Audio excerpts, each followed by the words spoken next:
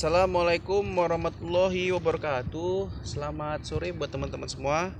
Nah, di sini kita sudah berjumpa bersama dengan Bahilo ya, dimana tadi kita baru bahas tentang pawang hujan ya, Mbak Rara. Ya, jadi hari ini ya kita mau bahas lagi pembahasan tentang kenapa pada saat balap MotoGP 2020 yang lalu ya, beberapa hari yang lalu, para pembalap itu Mbak Lo sempat mengalami crash di tikungan, motornya terbalik, ada juga yang motornya terbakar gitu ya. Terlebih di laga sebelumnya, sirkuit Mandalika itu sudah dibongkar Mbak Lo jalannya dan diganti aspal yang baru. Namun kalau dilihat dari kejadian yang seperti ini, kalau kita nyalahin aspalnya ya, jalannya juga nampaknya agak gimana ya, teknisnya kita sebetulnya sih nggak tahu gitu ya. Nah, lebih baik kita bahas yang lebih mengarah ke yang spiritual lah Mbak Elo. Nah, Mbak Elo tentunya sudah melihat kondisi dan fisiknya ya dari sirkuit Mandalika sendiri Mbak Elo. Nah, menurut Mbak Elo di situ ada apa sih Mbak Elo? Kenapa banyak sekali kecelakaan kejadian yang tak diduga gitu?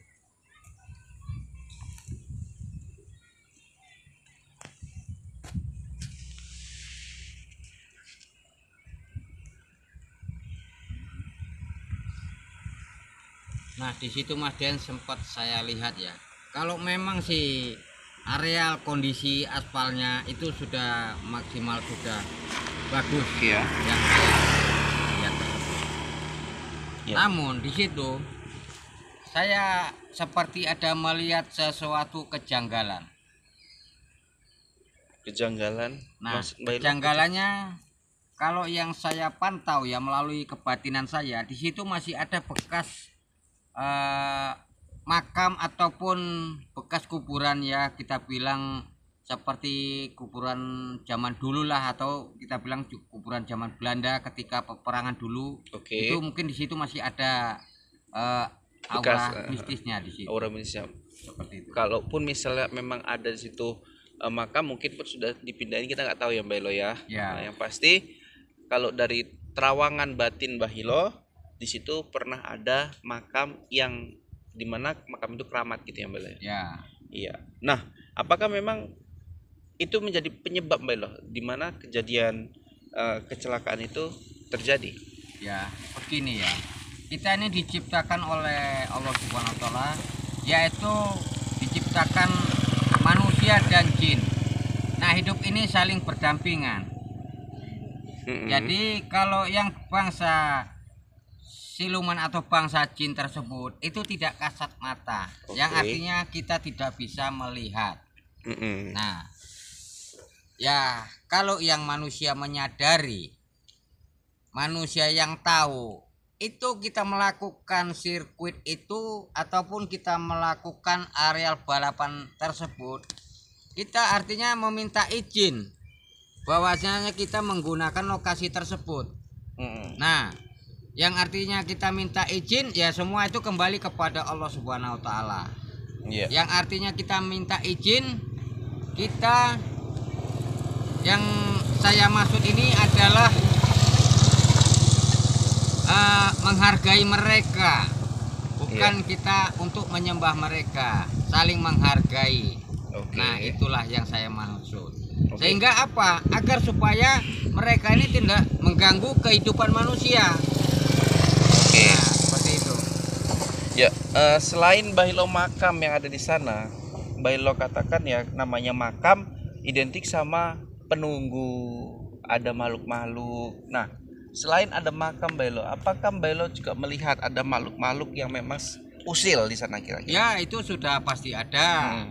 Ya, apalagi itu dulunya ya seperti kita bilang lah, lokasi itu ya seperti hutan ya, tapi di pinggir besar, di pinggir laut dia Mbak. Ya, di Bababati, sehingga kan tidak mungkin saja itu tidak ada pohon-pohon besar di situ. Nah, tentunya ada, walaupun tidak besar kali. Nah, di situ adalah tempat sosok-sosok makhluk tersebut seperti itu. Nah, jadi kita ataupun menumbangkannya tidak pamit, tidak permisi kepada mereka ya, Taubannya sendirilah, rumah kita sendiri diobrak-abrik ya, diruntuhkan. Toh kita kan marah, sama juga seperti mereka.